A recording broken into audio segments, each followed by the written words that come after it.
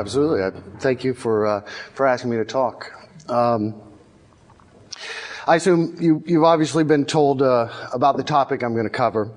And for formality's sake, as Ms. Brotman said, I'm here to talk about Satanism as Weltanschauung, a religion codified by Anton Szandor LaVey in 1966, but based upon human principles and natural law, as opposed to supernatural or idealized vision of what should be. I am a priest in the Church of Satan and can act as an official representative of that organization. And I hope to give, in this talk that follows, a general overview of the philosophy and then focus on a few specific topics that differentiate Satanism from other occult philosophies and religious faiths.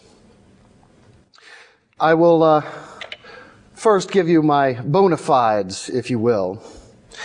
Unlike the dog collar wearers, the self-flagellators, the habitual grovelers, I won't presume that you believe that I have authority to speak on the subject just by telling you that I have a title. I do not have any sort of pretension in that sense, though I might have others. I've applied the term Satanist to myself for about 17 or 18 years. It was a few years after that, in 1996, that I joined the Church of Satan.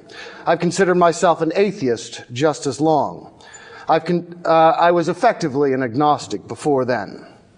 I am not an ex-Catholic, a disenchanted Mohammedan. I did not escape some white light cult or recovering from some hippie commune. I am no Wiccan gone bad. I have been given an honorary priesthood, but I am not, however, a professional Satanist. I am not here to sell you incense, pewter trinkets, or books of secrets. I'm a professional graphic designer, a publisher, and a sign maker, among other things. That said, I'm also not here to change your personal beliefs, and I am certainly not here to recruit. Satanism is not evangelistic. Don't take offense, but I honestly don't care if you agree or disagree with me at the end of this talk. My goal is to entertain you for a few minutes, maybe give you something to consider, answer a few questions, and then we will probably never meet again, though I do see a friend in the back of the room. Thank you. That said, I do enjoy a serious discussion, and I will do my best to answer questions after I'm done with my prepared words. It was in 1996 that I was performing in an industrial noise performance art music project called Aurelia Sect with my partner, Joe Morgan. We were influenced by groups such as Einstein Neubauten, Throbbing Gristle, and Non. We were just as influenced by the Italian futurists, Dada, Bauhaus, and other art movements, including Richard Wagner's concept of Gesamtkunstwerk. Unfortunately, we didn't have a Bavarian king to bankroll our performances, so our stage show was scaled back from the ring cycle a bit. We built instruments and even experimented with infrasound, which is the sound frequencies above and below human audible levels. Some said to cause physiological reactions in the body and oftentimes death at certain hertz. Luckily, we didn't kill anybody. But we did get some fascinating anecdotes of physiological and psychological response. Here is a photograph of a performance titled Lycanthropy Ritual. The meaning is pretty straightforward. A man is a beast, and the sex and violence that infers is what makes him human. And this is a core principle of satanic thought. Man is an animal. It can be found on the first page of the founding book, the Satanic Bible, in a list called the 9 Satanic Statements. It is the 7th. 7. Satan represents man as just another animal, sometimes better, more often worse than those that walk on all fours, who, because of his divine spiritual and intellectual development, has become the most vicious beast of all. Since that blood-soaked night, I have performed music, public oratory, designed and published many books, emceed burlesque and fashion shows, run my own business, been bloody on stage yet again, gotten married and have my own home, curated gallery exhibitions, been published in a few periodicals, dabbled in photography, produced a series of podcasts, and given a lecture or two with PowerPoint slides. How meta is this? I even admit to having been interviewed on Baltimore's 98 Rock Station by Mickey and Amelia. Being on hold meant that was the first time I actually listened to that station. In short, I've spent my teenage years and through my adult life stalking the fringes of culture, immersing myself in the ideas and actions that excite me. The point being, Satanism is about this world, not some hereafter or fantasy. It's a hard-nosed, pragmatic philosophy that indulges in the ultimate antinomian and egoistic symbolism, that of Satan, the rebel, the accuser. It strives for occult knowledge, not in some New Age, Ouija board, a magic crystal sense, but in the true meaning of the word, knowledge and experience that is hidden from the common man, shadowed by the veil of mastery and taboo. It encourages that once noble word, discrimination. It has now fallen out of favor, but that is merely the ability to distinguish that which is good and productive from that which is bad and destructive. Satanism is not a thing that you do. It is not a picture, but the frame. It is not worship. It is not subservience. It is prideful and it asserts man with no master greater than himself. We are our own gods. And it is as with the great pantheons of antiquity, there are greater and lesser deities. And as we all know, most of the gods of the past now reside in the dustbins of history.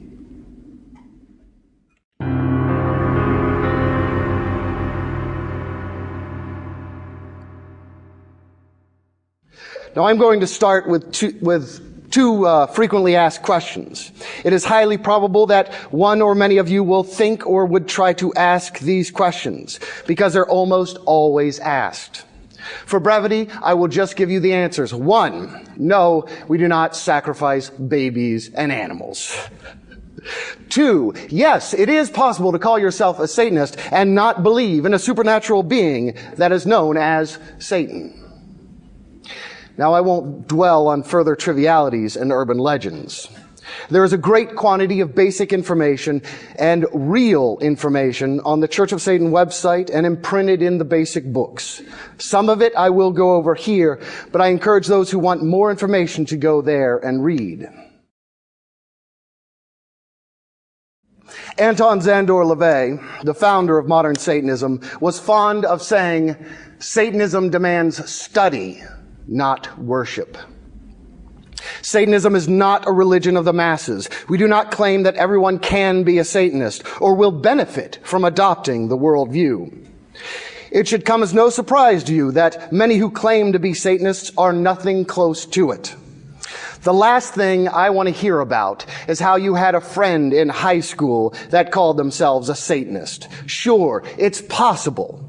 Probable? Not likely. People seem to fail on the basic critical thinking test when the S word is involved, just as with any other scapegoated idea. One can call themselves a communist without knowing the first thing about Marx. One can join the Communist Party without having committed themselves thoroughly to the proletarian revolution. The exact same is true of every other religious, philosophical, or political movement. Clearly, this pretense of expertise has been working quite effectively in the art world for decades. The current head of the Church of Satan, Peter H. Gilmore, in his essay, The Myth of the Satanic Community and Other Virtual Delusions, stated, Satanism is a very unique philosophy, which has spawned an even more unusual movement and an organization, the Church of Satan, which has found a means for facilitating the interaction of a membership comprised of radical individualists.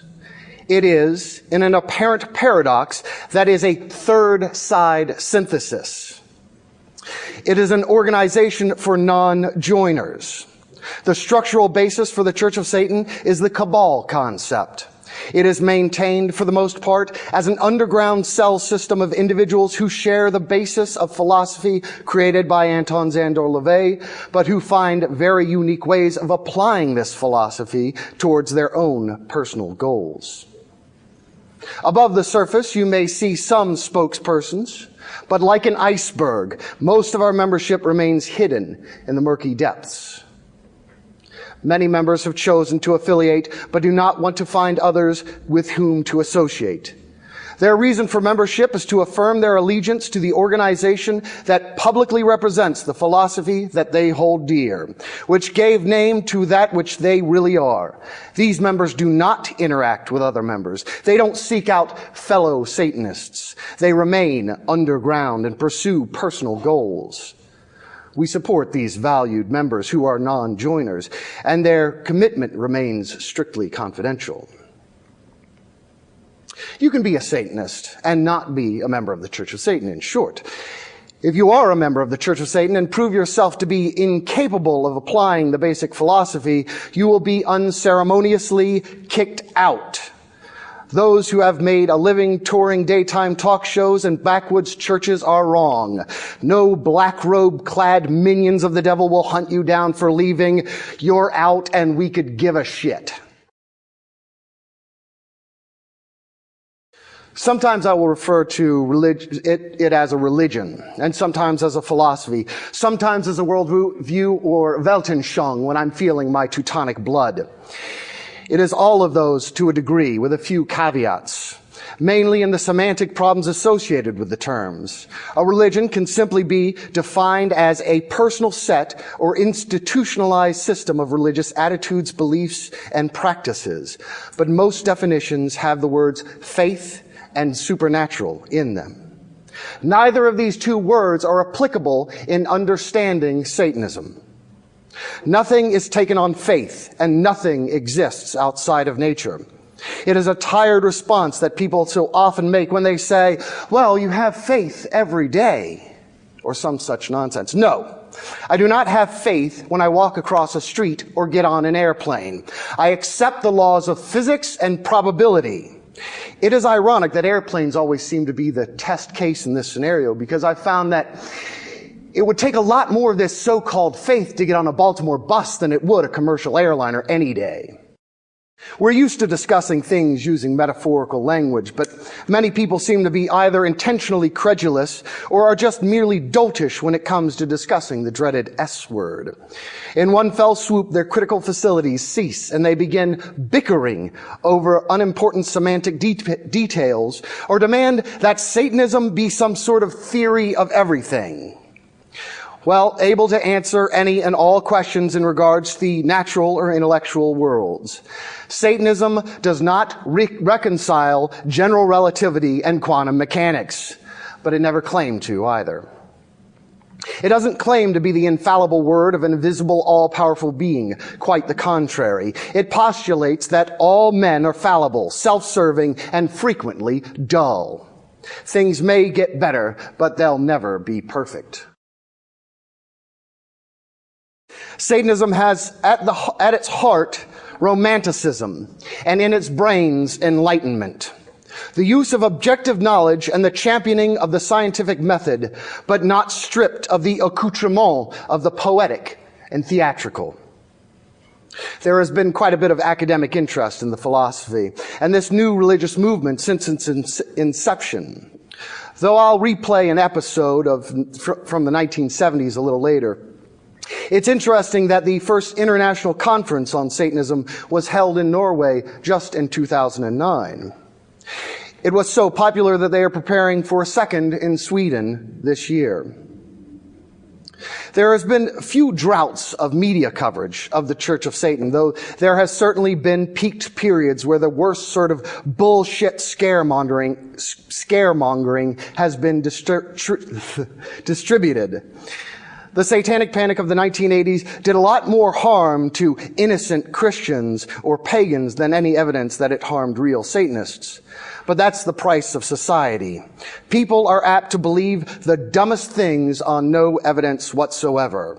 As an animal, we are still very herd-like. One of us starts running in fear through the pasture. Soon enough, the whole mass is stampeding in the same direction. From tulip mania to witch crazes to believing a Playboy bunny when she tells us that she is an indigo mom and has a crystal child and vaccines cause autism. Please look up JennyMcCarthyBodyCount.com for more information on that.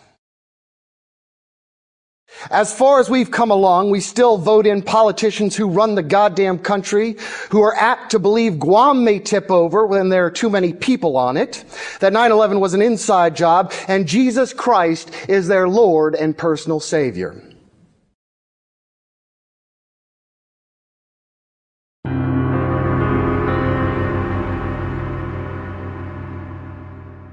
Now, previously I made mention of the 7th of the 9 satanic statements, and I want now to review those in toto. They are at the core the concepts of Satanism as a worldview.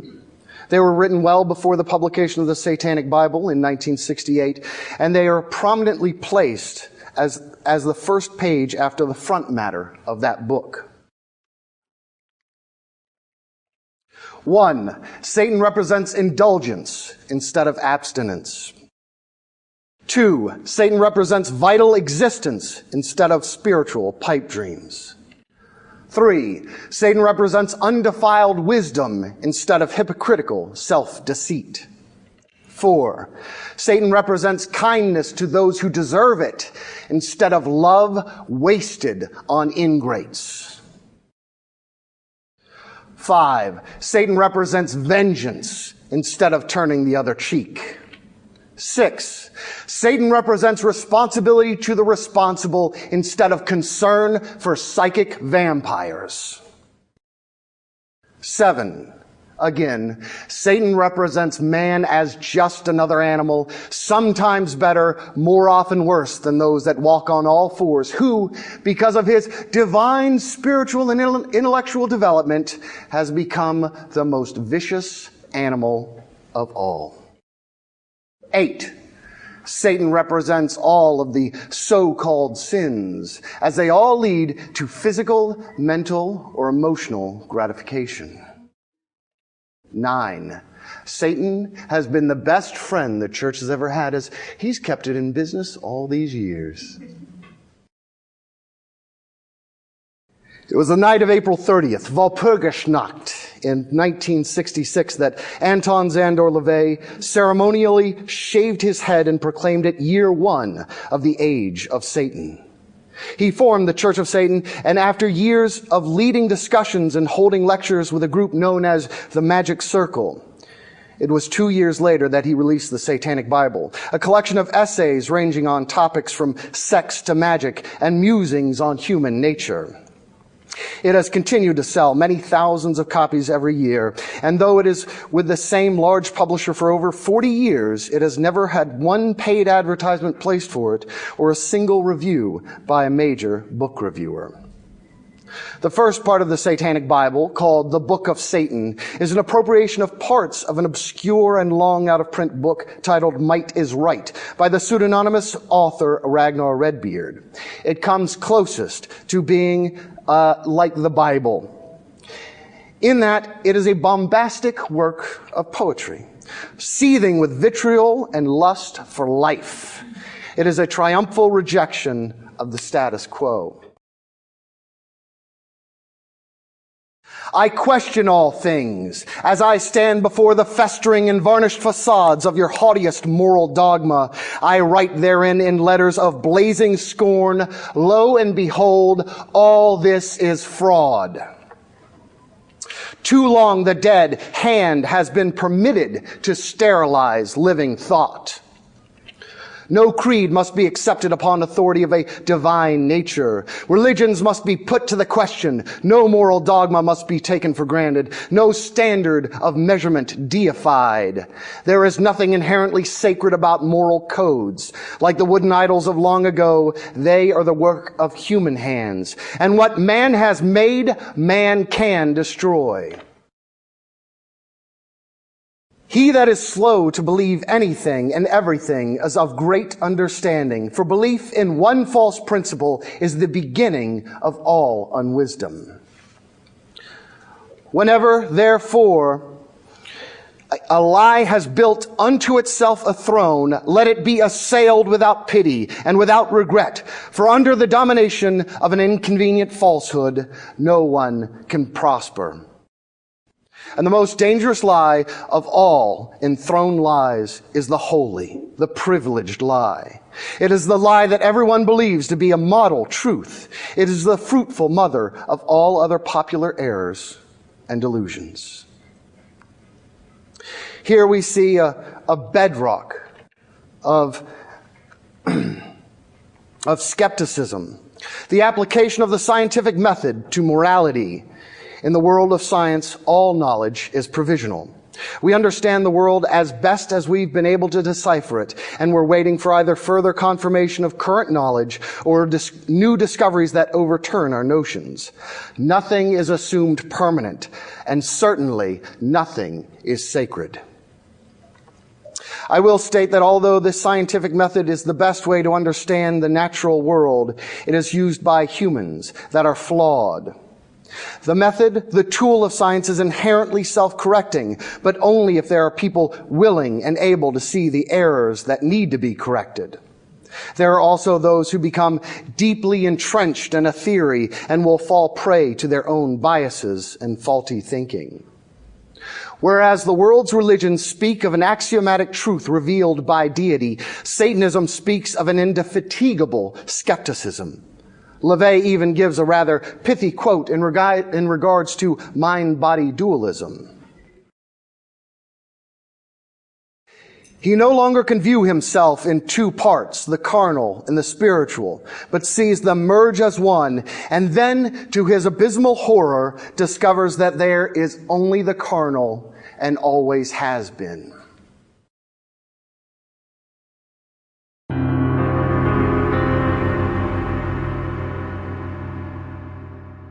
After Anton LaVey died in 1997, the leadership of the organization was passed first to his confidante and mother of his son, Xerxes, Blanche Barton.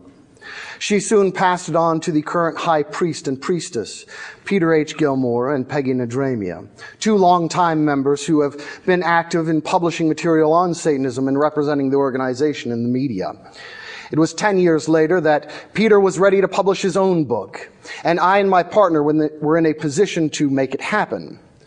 Though there were a number of other publishers that would be willing to release his book, Peter knew that we would produce a superior product that most publishers would be unwilling and unable to create. Thus, on Walpurgisnacht of 2007, his collection of essays and rituals titled The Satanic Scriptures was released to serve as a true companion to the Satanic Bible. The essays in the book were written from 1987 to 2006. We published a limited slipcase edition, a hardback, and then a standard paperback that is now in its third printing. I personally oversaw all aspects of the design and production. As a graphic designer, I could go on and on about it, but I'll restrain myself. If you have a graphic design class, you can ask your instructor there to come and ask me to talk about it. Magus Gilmore, in an essay titled What the Devil, created a remarkable list of the typical individual's journey from observing reality to declaring himself a Satanist. And I'd like to go over that here, as I feel it actually reflects the intellectual path that I took. Nature encompasses all that exists. There is nothing supernatural in nature. This is the first step. The spiritual is an illusion. I am utterly carnal. Reason is my tool for cognition, making faith anathema. I question all things. I am a skeptic.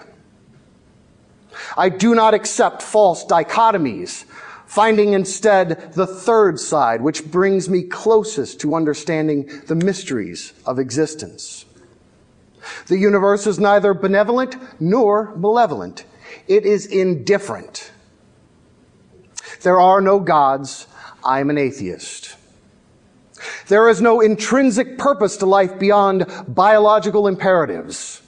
I thus determine my own life's meaning. I decide what is of value. I am my own highest value. Therefore, I am my own God. I am an I-theist. Good is that which benefits me and promotes that which I hold in esteem. Evil is that which harms me and hinders that which I cherish. I live to maximize the good for myself and those that I value. At all times, I remain in control of my pursuit and pleasure. I am an Epicurean. Merit determines my criteria for judgment of myself and others. I judge, and I am willing to be judged. I seek a just outcome in my exchanges with those around me. I thus will do unto others as I would prefer they do unto me. However, if they treat me poorly, I shall return the behavior in like degree. I grasp the human need for symbols as a means for distillation of complex thought structures. The symbol that best exemplifies my nature as an aware beast is Satan, the avatar of carnality, justice, and self-determination. I see myself reflected in the philosophy created by Anton Szandor LaVey. I am proud to call myself a Satanist. He continues, these ideas fundamental to Satanists serve as an earthly foundation that we find deeply liberating and welcome the acceptance of ourselves as human animals. For the type of person who feels the need for an external, supernatural parental figure, the responsibility for self-determination explicit in this path may be terrifying. For the Satanist, belief in any actual God or devil to which one would be beholden is repugnant and stultifying. Now, we agree to disagree with those who are spiritually oriented concerning their different approaches to living. Hence, our advocacy of pluralism in society. We Satanists know that our way is not for everyone. We simply ask that others follow their own path and allow us to be as we are. I want to reiterate the language used in the second to last point. He says, I see myself reflected in the philosophy created by Anton Szandor LaVey. Most Satanists of worth that I have known have not described any type of conversion. Though most have an epiphany, it is in the sense that a puzzle piece has been found that works perfectly with all of the others, as opposed to some transformative experience where all that was believed is overturned.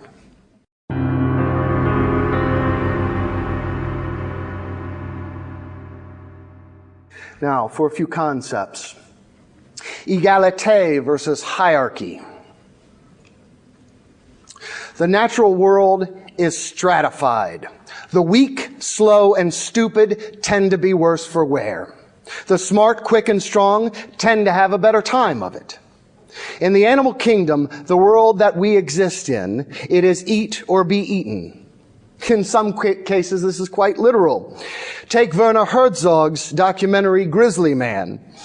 It was about Timothy Treadwell, a man so enamored with the belief that good thoughts can overcome the inherent bestiality of nature that he dedicated his desperate life to convincing people that bears could be your friend.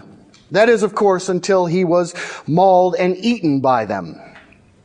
Most of the time, the phrase is merely symbolic, though.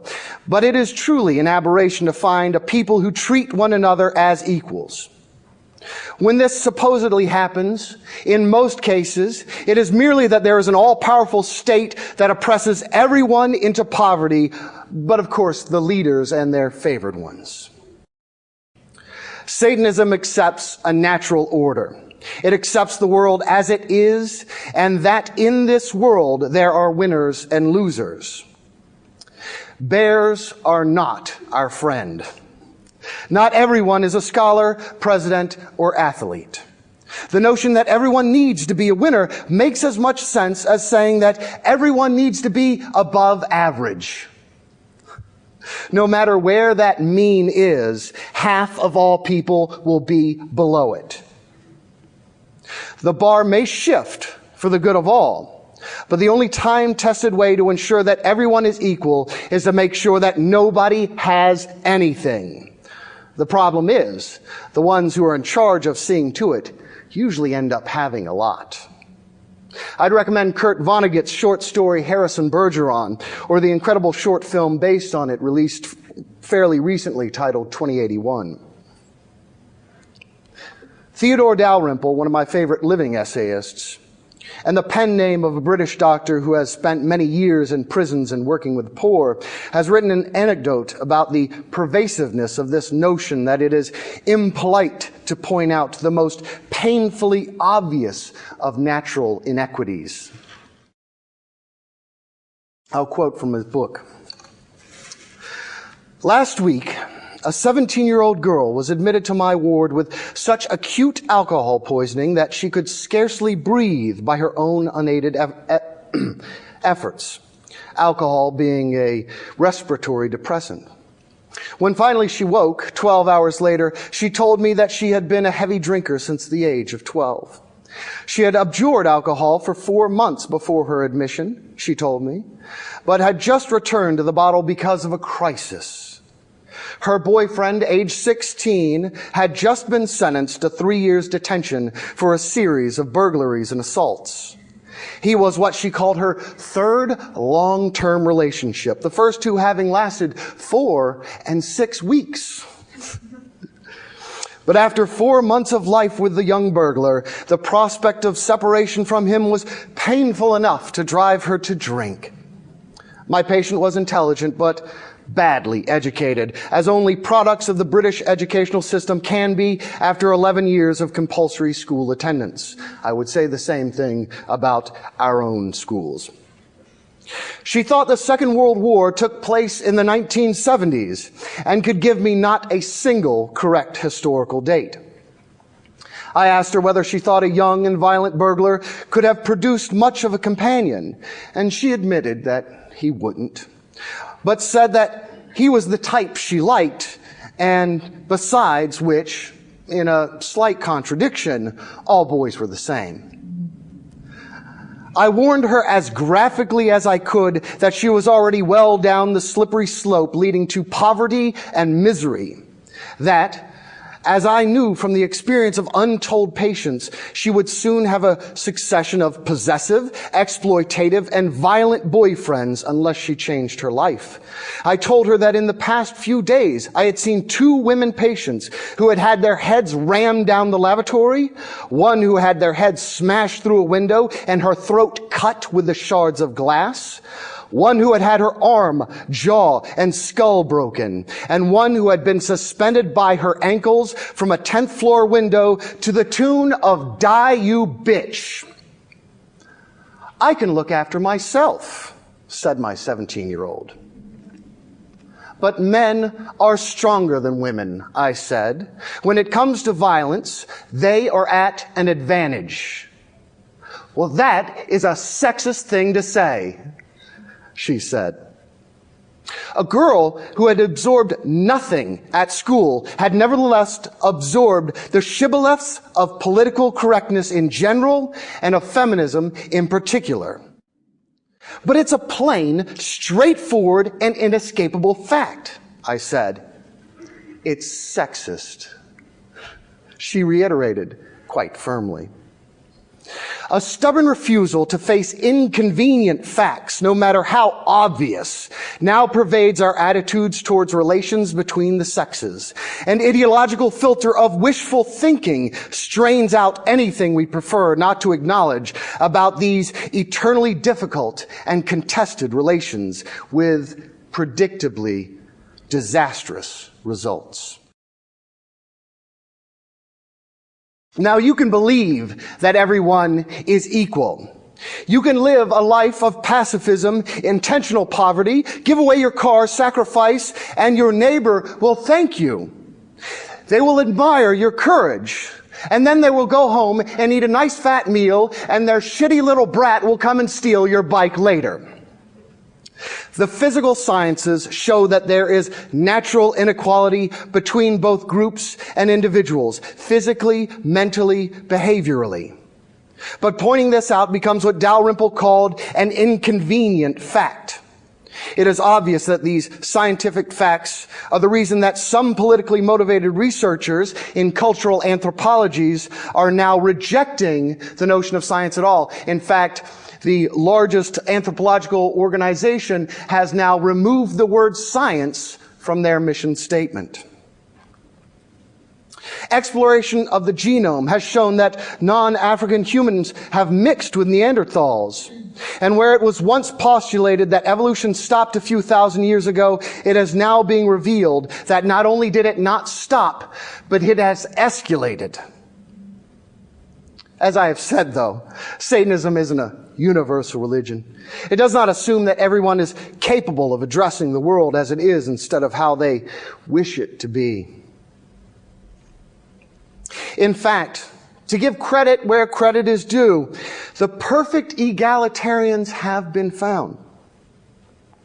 They are a people who treat all like their brother, are kind to all races and religions, and totally lack any suspicion of others' motivations. The name that's been given to these type of good shepherds is Williams syndrome, and it's a type of mental and physical retardation. On the other hand, researchers have found that oxytocin, the chemical that our brain secretes when we are hugged by a loved one or have sex, and that reduces anxiety, creates a feeling of bonding, and can also trigger orgasm, also makes women ethnocentric, preferring their own in-group at the expense of others.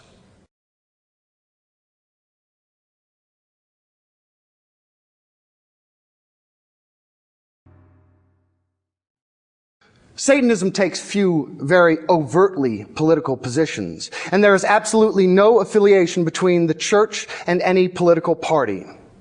Satanists are free to associate with whatever labels that they choose, and I've met those who have identified with everything from communism to anarchism. The satanic philosophy positions itself as a third side, rejecting the simplistic dichotomies of good versus evil, Republican versus Democrat, liberal and conservative. It is my experience, though, that a majority of Satanists find an accord with libertarianism. And though I've used the term to describe my own position, it was merely as a heuristic, as a thumbnail for someone that I didn't really care to get into a full conversation with. The one position most clearly associated with politics is lex talionis, or retributive justice. Most people associate it with the Old Testament eye for an eye, but I think the best case is to be found in the Icelandic sagas. Jesus explicitly rejects the notion of retributive justice in favor of forgiveness. In Matthew 5:38-39, the character of Jesus says, quote, "You have heard that it was said, an eye for an eye and a tooth for tooth. But I say to you, do not resist an evildoer. If anyone strikes you on one cheek, turn him the other also." Objectors to talionic justice, as opposed to the weak compensatory justice we're supposed to have now, is that it cheapens life, and this cannot be further from the truth. Let me pose a simple question. If you, through neglect or ill will, maim another human being, right now you may be currently liable for tens of thousands of dollars. Now imagine what you'd be willing to pay if they had the right to come and maim one of your extremities. I'd imagine it would be a little bit more. Life under talionic law is the opposite of cheap. It is the most expensive commodity there is. And there is no proof that there are more eyeless people in talionic societies. And luckily, Christ's dictum of do nothing is far removed from our own justice system. But we still have one that frequently allows murderers to go free after a few years in prison, or worse yet, to remain unpunished due to some sort of mental deficiency, as if the parent of a murdered child should care whether you're too stupid to know that killing is wrong, or negligent to know that being drunk and driving a car is an act of violence waiting to happen. William Ian Miller, in his book on the subject, relates an impressive medieval Icelandic code that simply says, "There shall be no such thing as accidents." I know if this were the prevailing law, I would be a lot more cautious on my commute to work every day. And I guarantee you that manufacturers of baby cribs would do a lot more safety testing.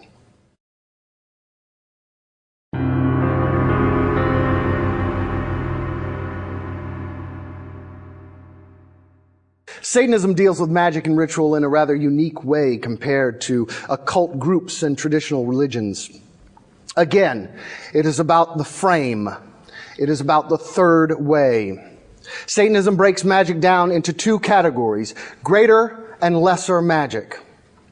In the Satanic Bible, LaVey defines magic as, quote, the change in situations or events in accordance with one's own will, which would, using normally accepted methods, be unchangeable.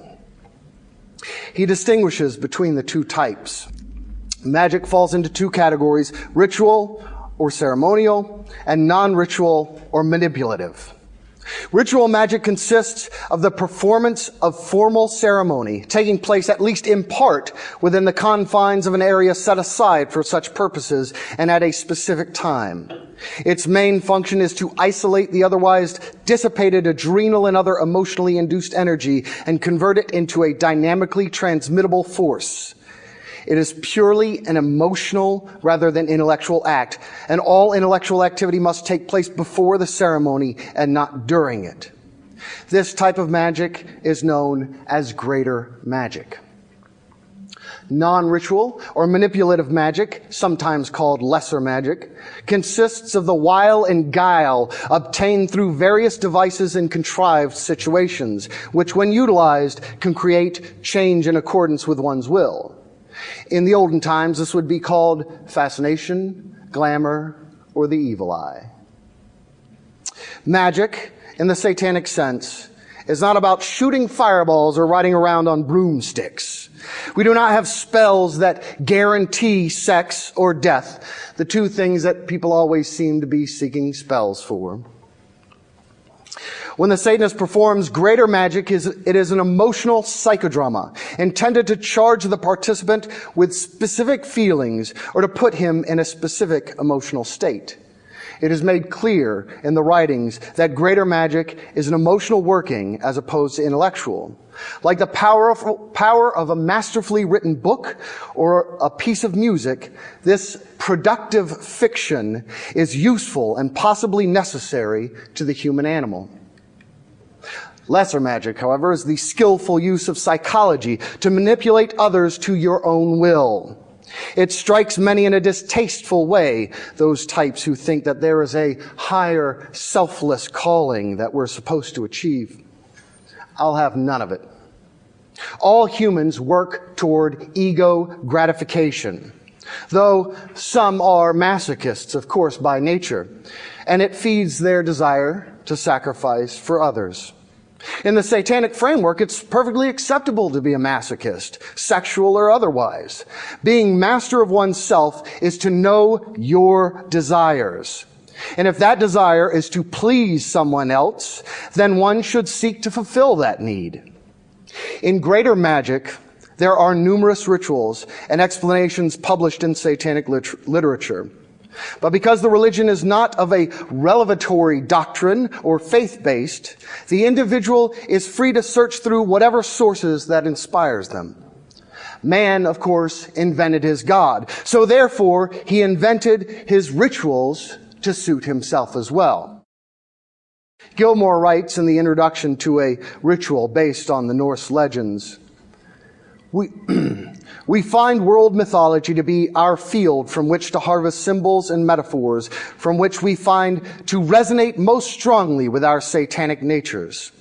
When exploring a particular historical mythology, we do not simply pick something that's just not Christian, or not part of Christianity's various antecedents and offshoots.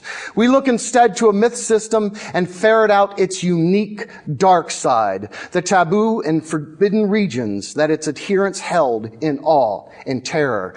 That is where the devils are found. The Satanic Scriptures published a wedding ceremony for the first time, though they have been performed since the early days of the organization. And it was actually during the production of the book that I was married myself. And I chose to adapt that very ceremony to my own needs.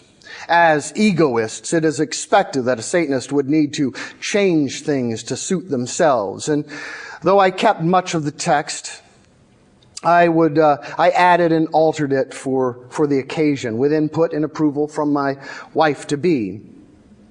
As a priest, I have performed a number of weddings, a few secular, 2 overtly satanic. In 2009, I performed a satanic wedding in a medieval walled city of Gruyère in Switzerland. It was in the shadow of the 13th century castle that Swiss surrealist H.R. Giger has an apartment and a museum dedicated to his fantastic art. The couple, good friends of mine, when they first met fortuitously enough on 666, were then married on 999. The Church of Satan is the first religious organization in the United States that I know of to perform and sanction marriages between homosexuals. It was not legally binding, of course, but as Magus Gilmore states in the Satanic Scriptures, in Satanism, the basis for a couple forming a union is the loving relationship that they have created.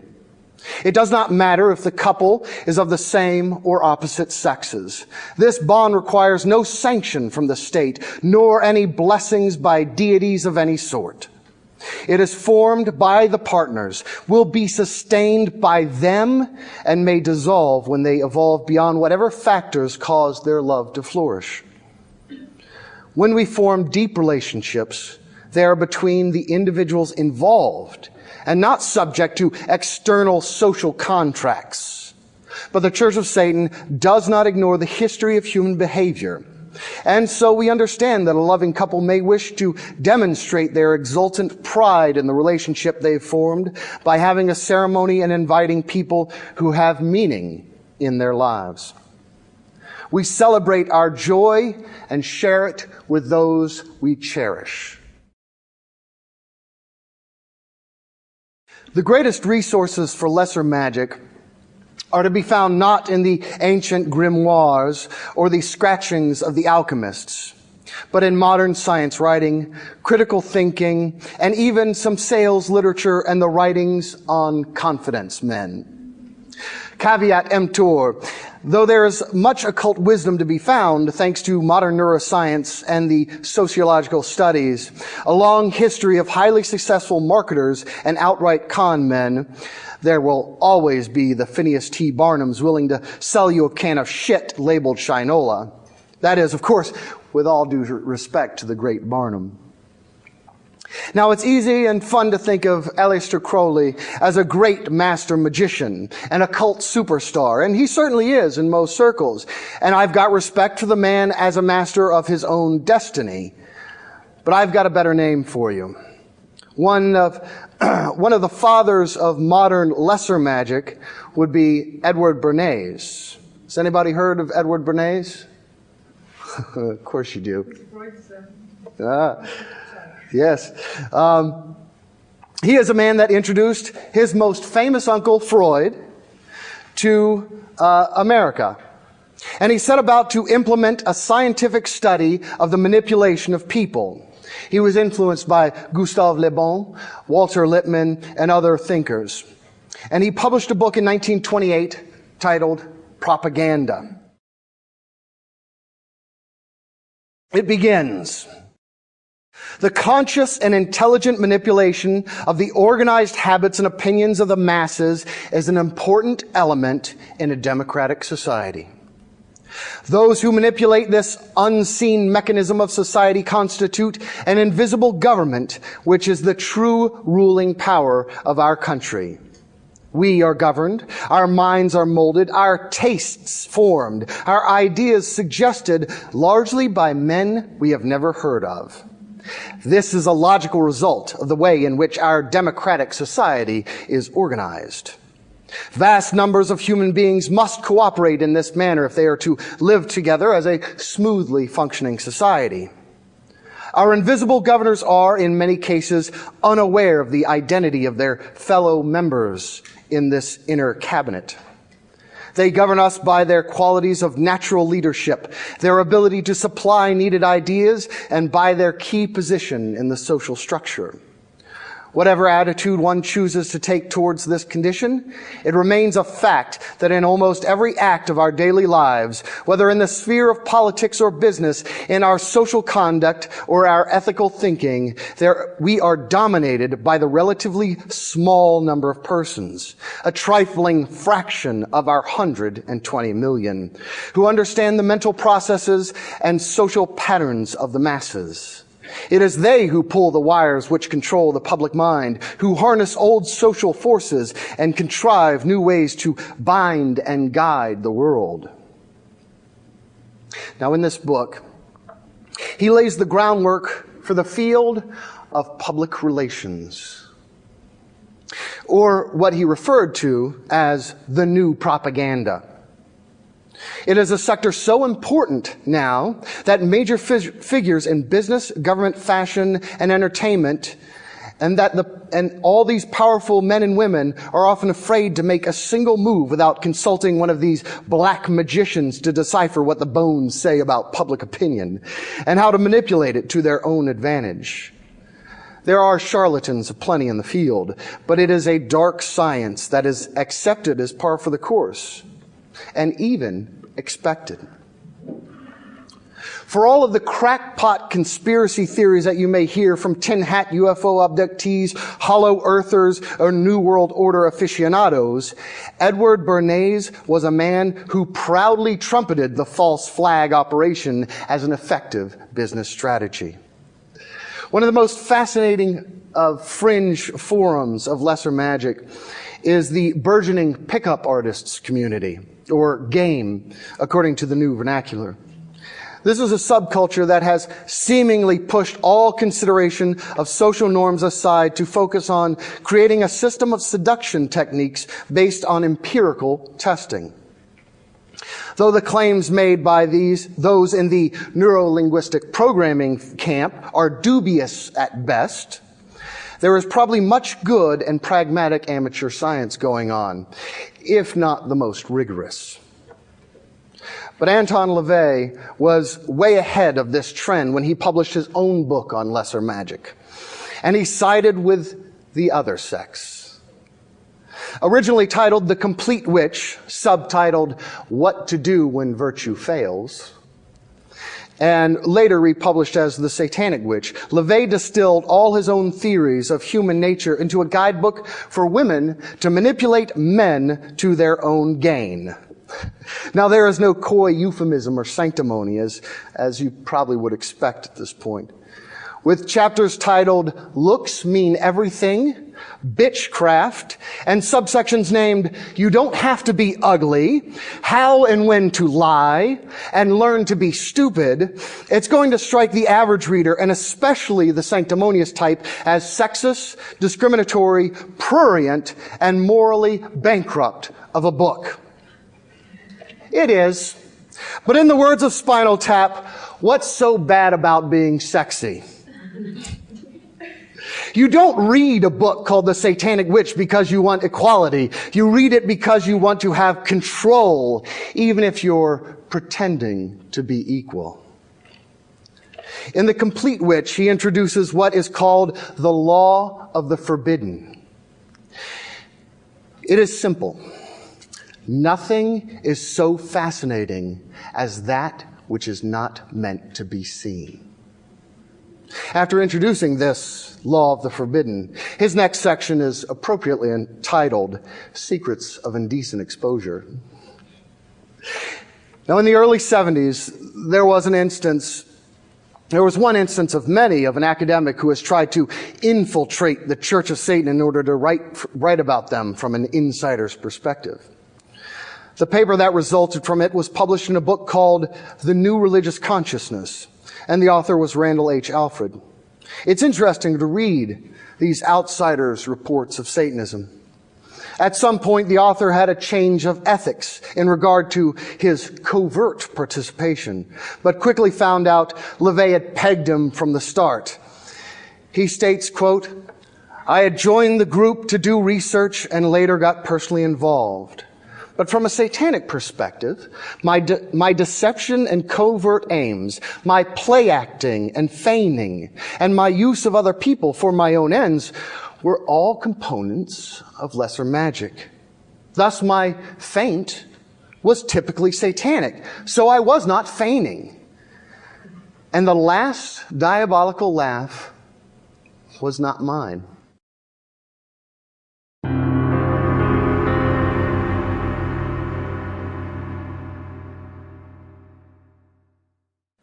A few unkind words.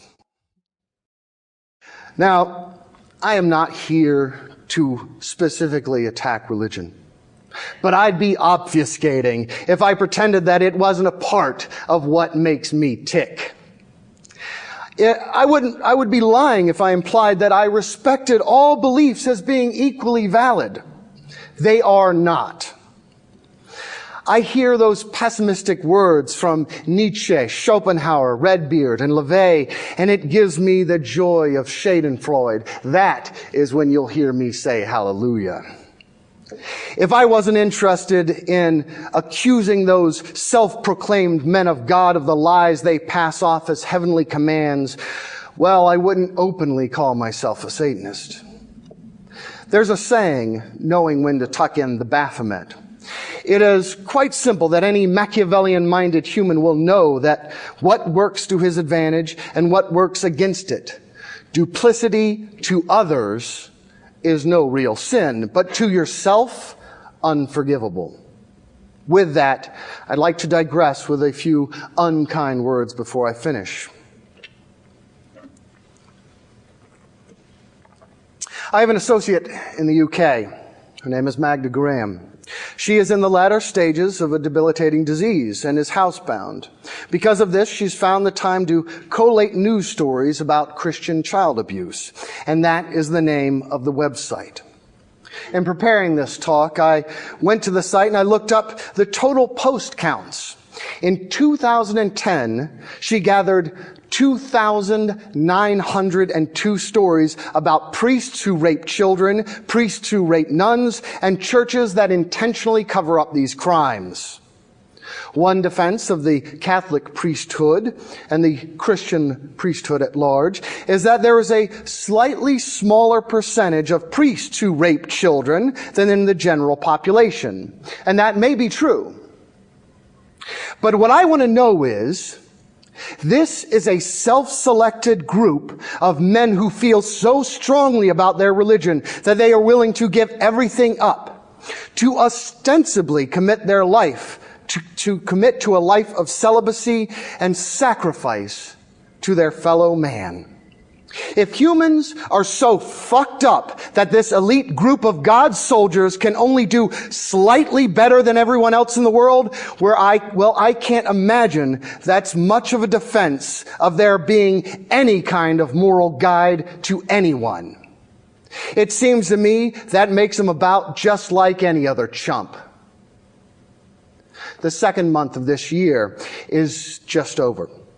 And she's already gathered some 500 stories. Multiply that by 6, and she's on track to having double the amount of news stories about priests gone wild. But there's a trope that's attributed to Stalin.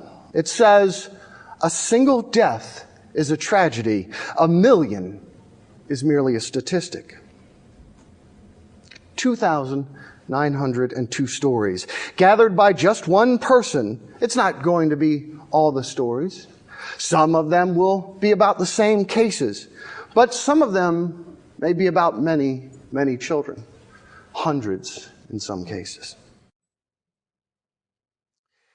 If my goal was to really convince you, I'd tell you a story about one of those children. I'd get you to think about your own children if you have any. If you don't, your siblings or maybe your nephews. Being alone with someone that everyone has told them was the most honest, pious, and trustworthy man in their community, and then have that man put a loaded pistol to that child's head and sodomize them, as has happened. Or the Muslim man who killed his daughter because she refused to marry the man that he chose for her. Or the Moel, which is a Jewish rabbi who does circumcisions, who spread herpes to multiple infants because he adheres to the orthodox practice of sucking the blood from the penis of babies with his own mouth. There is no God. I am confident in saying that. You may disagree, and that is fine. If there were a God and nature is his work, he is a cruel son of a bitch. If there is a God and his followers exemplify his teaching, then he is a sick son of a bitch with a twisted sense of humor. So I'm asked, why be a Satanist? Why not just ignore Christianity, Judaism, and Islam? And I'll tell you why. It is because they won't ignore me and mine. They still want to create law based on their myths. They want to spend time in my bedroom and watch my computer to make sure I don't do anything that they wouldn't approve of. I am a Satanist because I believe that humans are like a herd animal. Though the pendulum of law and morality may swing back and forth from one extreme to another, the majority will always be the type who thinks that they know better than you what you should do with your body and mind. And there will always be those who find it impossible not to be damned and defiant, unafraid to call that dark force of nature that eternally works against the utopian fantasists the name that they have chosen, Satan. In other times and other places, it may have been called by a different name, but it has always been there. And the shuffling hordes always think that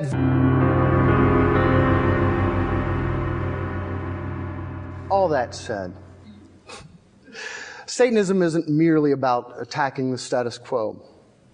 It is about breaking away the rotten conventions to cultivate an individual who can master his own being, to look out for himself and those that are worth his attentions and affections. The major religions have taught us that love and marriage is about subservience and making babies for God. What I want to know is, why does God need so many slaves and babies? It's beyond me. But there is a wonderful poem by the freethinker Robert G. Ingersoll that has a beautiful satanic message. It is simply titled Love. And I think you may find some of the themes in my talk reflected in his words. Love is the only bow on life's dark cloud. It is the morning and evening star. It shines upon the babe and sheds its radiance on the quiet tomb. It is the mother of art, inspirer of poet, patriot, and philosopher.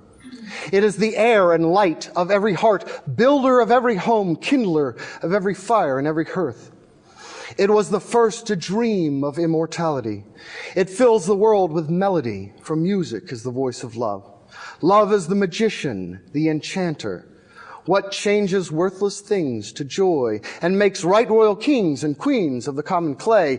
It is the perfume of that wondrous flower, the heart. And without that sacred passion, that divine swoon, we are less than beasts. With it, the earth is heaven, and we are gods. Thank you for listening.